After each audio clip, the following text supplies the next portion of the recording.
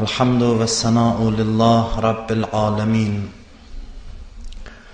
والصلاة والسلام على أشرف الأنبياء والمرسلين حبيبنا وحبيب إله العالمين سيدنا ونبينا ومولانا أبي القاسم المصطفى محمد اللهم صل على محمد وآل محمد وعجل فرجهم وعلى أهل بيته الطيبين الطاهرين المعصومين المكرمين سيما الحجة بقية الله الأعظم أرواحنا وأرواح العالمين لتراب مقدمه الفداء ولعنة الله على أعدائهم أجمعين من الآن إلى قيام يوم الدين. أعوذ بالله من الشيطان الرجيم. رب اشرح لي صدري ويسر لي أمري واحلل عقدة من لساني يفقه قولي.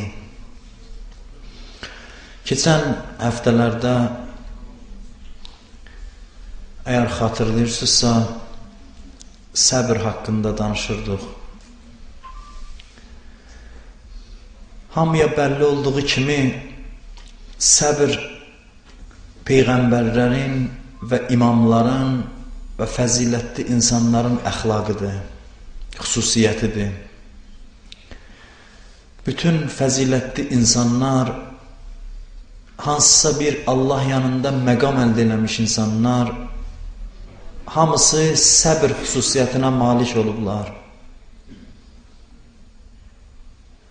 Bundan əlavə bunu da demək lazımdır ki, səbr ancaq insanlara xas xüsusiyyət yox, həm də Allahın adlarından və Allahın xüsusiyyətlərindən, sifətlərindən biridir. Allah özü də səbirlidir. Səbir Allahın əxlaqıdır. Allah Davud əleyhissalama müraciət eləyərək buyurur: Ya Davud, təxəlləq bi əxlaqi fə inni ənəs-səbur. Buyurur ki, ey Davud, mənim əxlaqımla əxlaqlan, mənə oxşamağa çalış. Allah buyurur, mənim əxlaqımla əxlaqlan, mən səbirliyəm. Səbur ərəb dilində çox səbirliyə deyərlər. Yəni mən çox səbirliyəm, çox dözümlüyəm. Allah bəndələrinə qarşı çox səbirlə davranır və Allahın səbirlə davranması çox insanlara nicat verib indiyə qədər. Allah heç vaxt heç kəsə cəza verməyə tələsmir, əzab verməyə tələsmir. Hərdən biz təəccüb eləyirik, deyirik bu insan bu qədər zülm eləyir, Allah bunu niyə cəzalandırmır? Amma Allahın əxlaqı başqadır. Allah səbr eləyir, əzabı təxirə salır. Bu məqsədlə ki, o insan hidayət tapsın, o insan səhvini başa düşsün, günahdan nicat tapsın.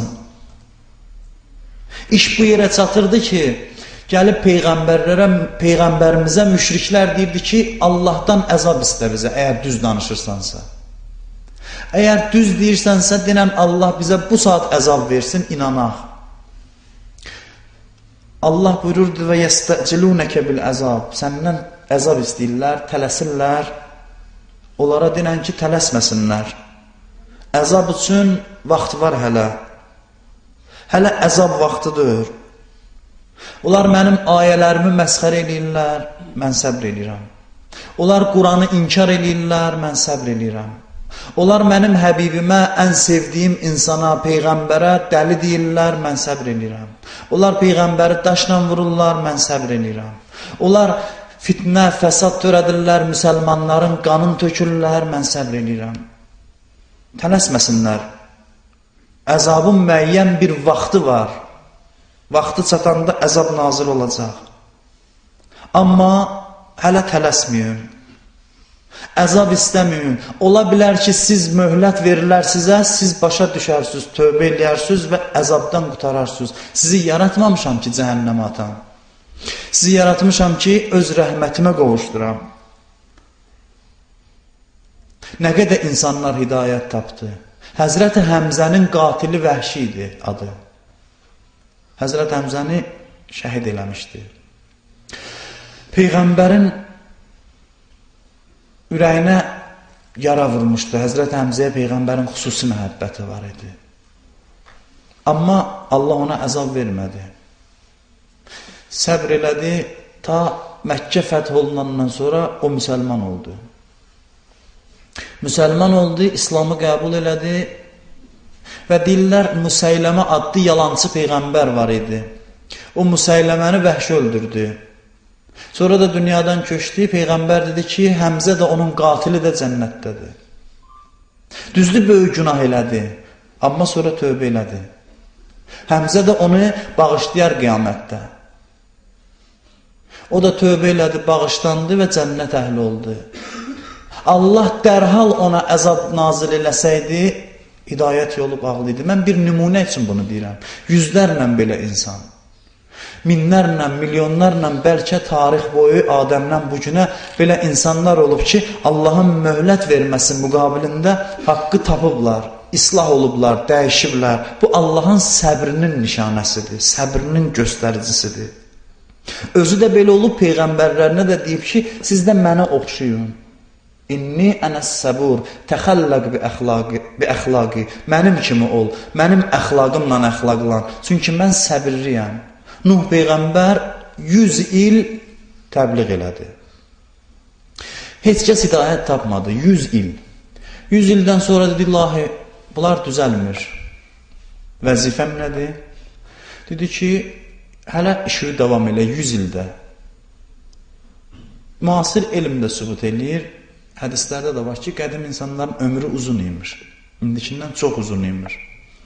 Həzrət-i Nuh da ən uzun ömürlü Peyğəmbər idi. 100 il keçir, 200 il oldu da indi. Yenə soruşur ki, ilahi, 200 ildir mən təbliğ eləyirəm, düzəlmirlər, neyniyim? Dedi də tələsmə, 100 ildə əlavə. Belə 100 il, 100 il, 100 il, 100 il, 950 il oldu. 950 il oldu. 950 il bunların əzabına, əziyyətinə döz Peyğəmbər nə deyir? 950 il nə oyun açmadılar Peyğəmbərin başına. Nə çətinliklər, nə müsibətlər gətirmədilər. Həzrət-i Nuh o qədər əziyyət çəkirdi ki, oturub özü öz halına mərsiyə oxuyub ağlayırdı. O qədər əziyyət çəkirdi. 950 ildir döz, biri də hidayət olsa, bir nəfərə görə də dəyər 950 il Peyğəmbər əziyyət çəkər. Ondan sonra dedi, get gəmi düzəld. Vaxt çatdı. Vaxt çatdı, gəmi düzəld və iman əhlini topla ora, qalanlar həlak olacaq. O müddətdə ki, gəmi düzəldirsən, yenə də təbliğ elə, bəlkə bir nəfər eşidər. Ondan sonra əzab nazil oldu. Amma yenə də ürəyi soymadı. Bir gün Cəbrail gəlir, nazil olur. Həzrət Nuhun da bir məşğuliyyəti varmış, küzə düzəldib satarmış. Küzə qaba deyirlər, gil qab düzəldirmiş. Düzəldib satırmış. Həzrət Cəbrail insan surətində gəldi, dedi, küzəni neçəyə satırsan? Dedi, filan qiymətə, Nuh'a dedi, Nuh Peyğəmbərə. Dedi ki, bütün küzələri alıram. Dedi, buyur. Pulunu verdi, aldı. Alan kimi sındırdı bütün küzələri. Həzrət Nuh dedi ki, axı bu küzələri mən zəhmətlə düzəltmişəm. Nə olsun sən aldın bunları? Amma mənə çox pis gəldi ki, mən zəhmət çəkib bunu düzəltmişəm, sən gözümün qabağında sındırdın. Dedi, bəs Allah insan yaratmışdı, onlara pis dua elədin, əzab istədin, Allah da həlak elədi hamısını. Allahın yaratdığı məxluqlara necə bu duanı elədin? Hətta ondan sonra 950 ildən sonra yenə də Nuh'a deyir ki, bəlkə biraz da dözərdin. Bəlkə biraz da səbr eləyərdin. Böyük dözüm istəyir, böyük səbr istəyir ki, insan nəyəsə nail ola bilsin. Allahın xüsusiyyəti səbirdir. Və Həzrəti Davuda deyir və bütün peyğəmbərlərinə deyir ki, siz də mənim kimi olun. Siz də mənim kimi olun. Bütün peyğəmbərlər belə idi. Əli əleyhissalam belə idi. Xanım Fatimə-i Zəhra nə qədər səbr elədi? 18 il ömrünü başdan başa səbr elədi, əvvəlindən axıra qədər. Əli əleyhissalamın məhşur sözüdür, neçə həftə bundan qabaq demişik, buyurur ki, mən dözdüm gözümdə tikan, boğazında sümük olan adam kimi. Belə dözdüm. Mənim dözümüm asan məsələ deyildi. Nə sümüyü çıxarda bilirdim, nə uda bilirdim aşağı getsin. Mənim vəziyyətim belə bir insanın vəziyyətidir. Amma mən dözdüm. İmam Həsən əleyhissalam o qədər məzlum idi ki, ən yaxın adamları dönük çıxdılar. Düşmənin zülmündən ağırdı. İnsanın yaxın adamı ona dönük çıxa, İmam Həsən əleyhissalam dözdü. Ən yaxın imanda öndə gedən adamlar imamdan döndülər. Ona da çox ağır idi. Müqavimət göstərdilər və öz ruhlarının böyüklüyü ilə qələbə çaldılar. Həzrəti Musa ibn Cəfər əleyhissalam eşitmişiz tarixdə necə zülümlər eləyib Harun. Gəlir evindən tutub aparmağa, görür evdə yoxdur. Hardadır? Peyğəmbər məscidində. Peyğəmbər məscidində ibadət halında. Namazını bitirməyə qoymurlar. Namaz qılan yerdə adi müsəlmana heç kəs bunu rəva bilməz. Ki, birinin namazı qutarmamış, qolundan tutub sürüyə-sürüyə çıxardasan. İmam namaz halında qolundan tutub sürüyə-sürüyə aparırlar. Bir dənə bunu deyə bilir, baxır Peyğəmbərin qəbrinə, deyir, Əssalamu aleykə, ya Rəsulallah, ya Cəddah, ay mənim babam, bax gör, ümmətim məndən necə davranır. Amma dözür. Zindana salırlar, dözür. 4 zindan dəyişdi İmam Musa Kazım əleyhissalam. 4 zindan. Niyə? Niyə görə 4 zindan? Ona görə ki, hara gedirdi? Öz səbri ilə hamını heyrətə salırdı. Zindanın rəhbərliyi, nəzarətçilərin hamısı hidayət tapırdı. Onun ruhiyyəsindən. Harun görürdü ki, yox, bu zindanda dəyişiklik yaradıb, qonaq kimi qalır. İndi buna xidmət edirlər hamı. O biri zindana aparın. 4 zindanı belə dəyişdi, axır 4-cü də şəhid elədilər, şəhadətə çatdırdılar. Şəhadətindən bir müddət qabaq Harun adam göndərdi. Dedi ki, ona deyin ki, xəlvətdə heç kəs bilməyəcək. Desin ki, mən günahkaram, xəlifə məni bağışlasın. Mən söz vermişəm ki, günahını etiraf eləsə, mən onu bağışlayaram. Hərçənd bilirəm, sən günah eləməmsən. İmam Musa Kazım əleyhissalam dedi ki, mən ondan üzr istəyəndə öyrəm, çünki günah eləməmişəm, ona da gedin deyin ki, ömrümdən az qalıb mənim. Mən ömrümün qalan hissəsində dözərəm bu çətinliyə. O zindanda da şəhadətə çatdı, dünyasını dəyişdi. Güclü müqavimətlə, ruhun gücü ilə insanlar nəyəsə nail ola bilir. Mən bir alimlərdən birinin həyatından oxumuşdum, təəssüf adı yadımdan çıxıb. İranda şah zamanı bir vaxt hicabla mübarizə başlanmışdı. Bu hicab hər zaman keçmişdən problemlər olur. Şah zamanı da İranda varmış ki, qadınlar başı açıq gəzməlidir. Bu alim də çıxır etiraz edir. Çıxır açıq-aşkar etiraz edir ki, mən buna dözməyəcəm. Və müsəlmanlar da dözməyəcək ki, bu elə bir məsələdir ki, bu müsəlmanların ismət, iffət məsələsidir. Odur ki, buna heç kəs dözməyəcək, mübarizə aparacaq. Bu sözünə görə gəlib döyə-döyə xanım Məsumənin hərəmindən aparırlar zindana. Çox təhqir edirlər. 4 dənə zindanda, 5 dənə zindanda qalır İmam Musa Kazım əleyhissalama bənzir əxlaqı. Hara aparırlar, şaha xəbər verir ki, zindan özü, bütün məhbuslar və nəzarətçilər namaz qılır hamısı. Oradan ora deyir, bunu çıxardın, axırı şah belə deyir. Adı yadımdan çıxıb, yəni məşhur alimlərdən. Deyir, çıxardın, çünki bu belə qalsa elə zindandan yavaş-yavaş namaz qılan eləyəcək ölkəni bu. O səbirlə, dözümlə, müqavimətlə insan həm özü islah olur, məqam əldə edir, həm başqa insanların islahına səbəb olur. İnsan səbirlə hadisələri qarşılasa, Allah neymətlərini artırar insana.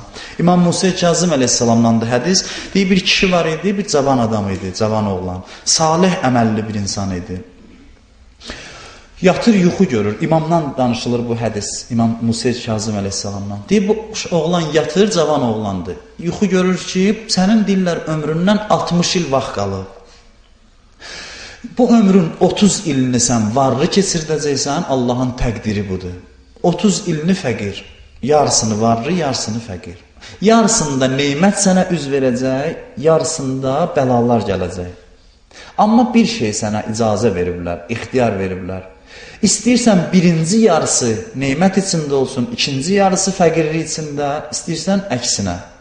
Birinci yarısı fəqirlik olsun, ikinci yarısı neymət içində. Bunu seçə bilərsən.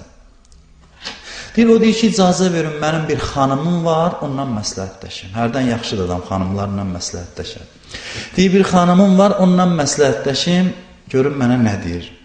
Bəzən xanımlar kişilərin hidayətinə səbəb olur. Neçə dəfə olub tarixdə. Xanım kişinin taleyini dəyişir. Xanımlar var ki, Quranda da var, peyğəmbərlərdən üstündür.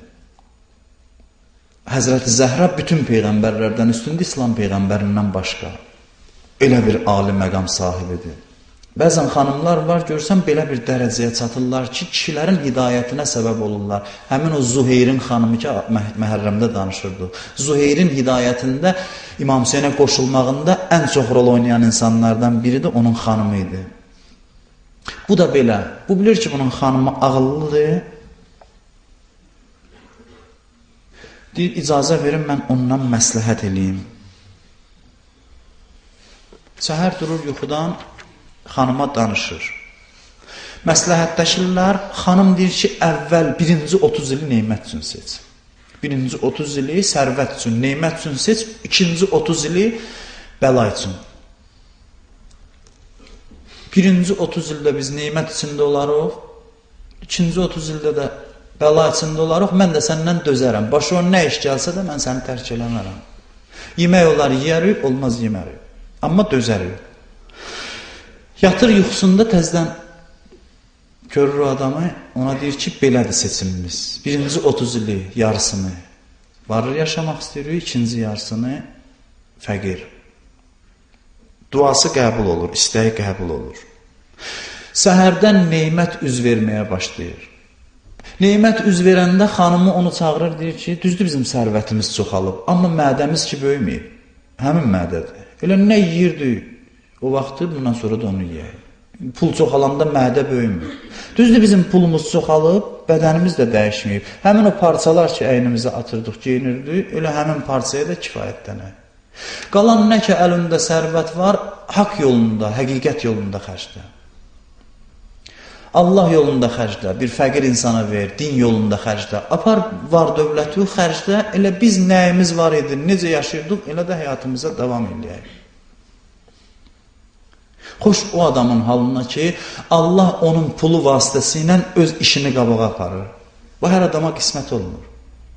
O insan ki, gördü ki, mənim pulum xeyrə sərf olunub, getsin şükür səcdəsi eləsin. Çünki çox insan var ki, həddən artıq çox pulu var, amma Allah lütf eləmir, minnət qoymur ona ki, onun pulu ilə xeyir bir iş olsun, o da nicat tapsın. Elə bilməyin, bu asan məsələdir.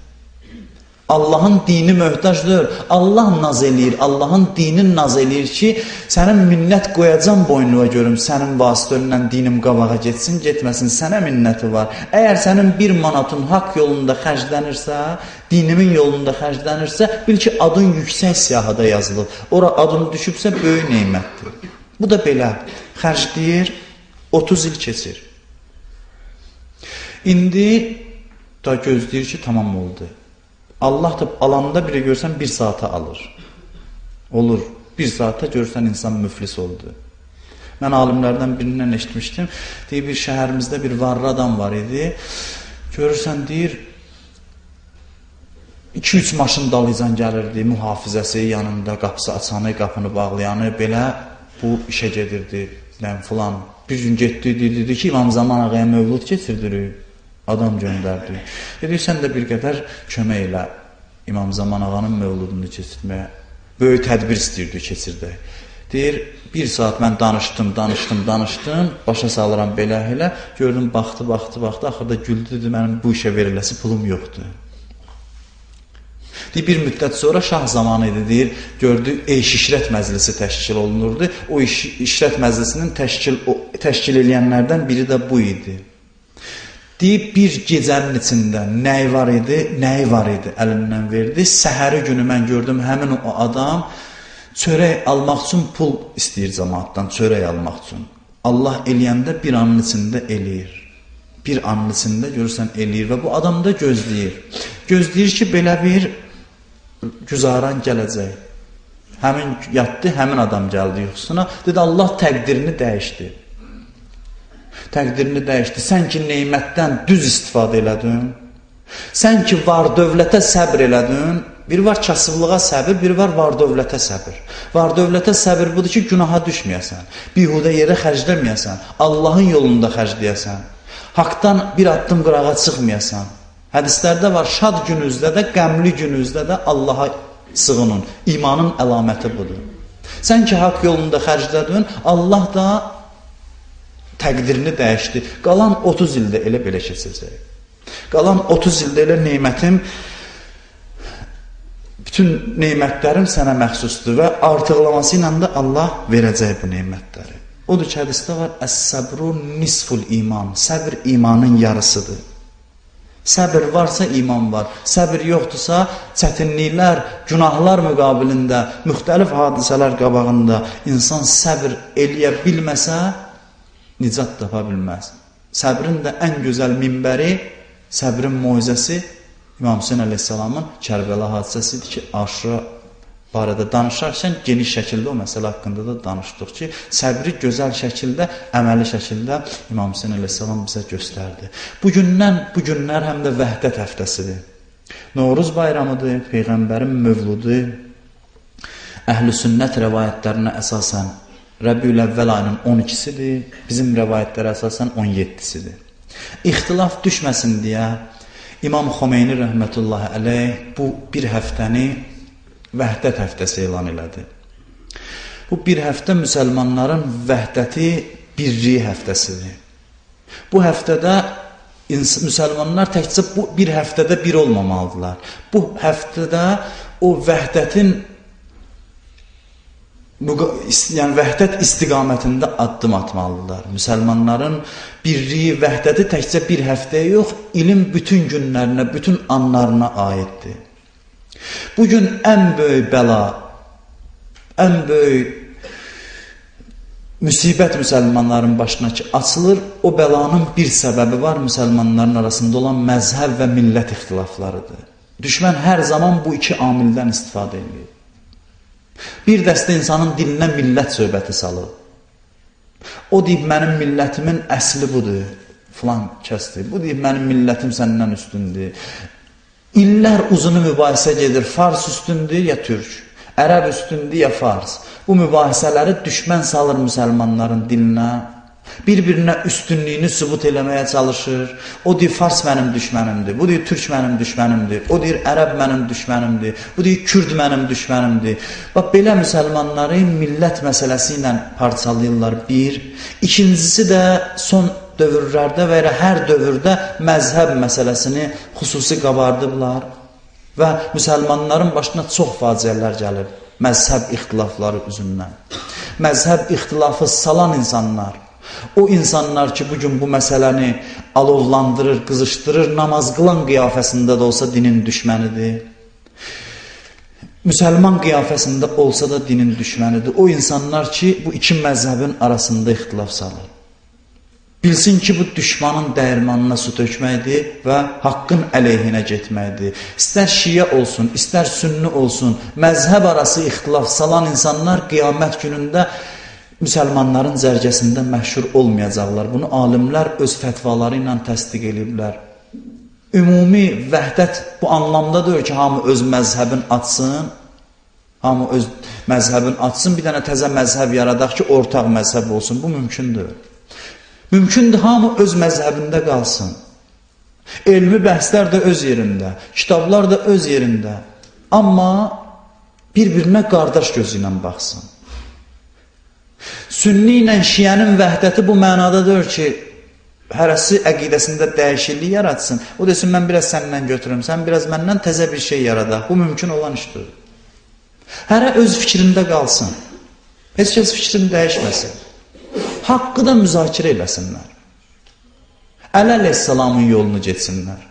Əli əleyhissalam dedi, haqq mənimdir, amma vuruşmuram mən. Demədi, haqq mənimdir. Birliyə görə deyim, yox, mən nə haqqam. Belə demədi. Dedi, bu haqq mənimdir.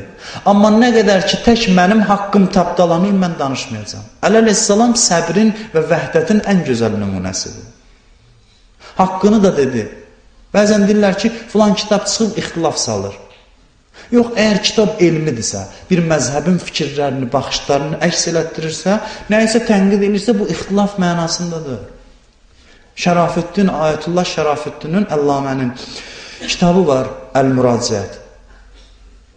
Bu, fərqli məsələlər haqqında orada danışılır. Amma baxın onun həyatına, ömrünü bu iki məzhəbin vəhdətinə sərf edib. Ömrünü. Yəni, fərqli məsələləri də yazmaq da olar, müzakirə də eləmək olar, amma müasir dünyada, indiki zamanda onu dinc şəkildə, gözəl, mehriban, qardaşlıq şəraitində onu eləmək olar. Amma kimlərsə bugün başqa məzhəbləri təhqir eləyər, nələrsə də çap eləyir. Biz də görmüşük, bu yaxınlarda çıxır, şiyələrlə kafirdir, sünnülərlə bidətçidir filandır. Bunlar hamısı müsəlmanların düşmənləridir. O insanlardır ki, İslamın vəhdətindən, birliyindən narahatdılar və düşmənlərinə, İslamın düşmənlərinə xidmət edirlər. Odur ki, bu günlərdə xüsusən vəhdət istiqamətində hamının addım atması lazımdır və təkcə şuar kimi, tədbir kimi yox, bu günümüzün şuarı olmalıdır. İnsan, hər bir mömin, hər bir müsəlman bu yolda addım atarsa, böyük bir əcr qazana bilər inşallah. Peyğəmbərimizin mövludu ilə bağlı da mərasim, üzümüzə gələn həftənin 2-ci günü təvəssül duası günüdür. Dua olmaz, inşallah mövludla bağlı mərasim keçirilər. Üzümüzə gələn həftənin 2-ci günü axşam namazı saat 8-də qılınar. İnşallah ondan sonra da mövlud mərasimi keçirilər. Allahümmə inna nəsəlükə və nəd'uk bismikəl azim.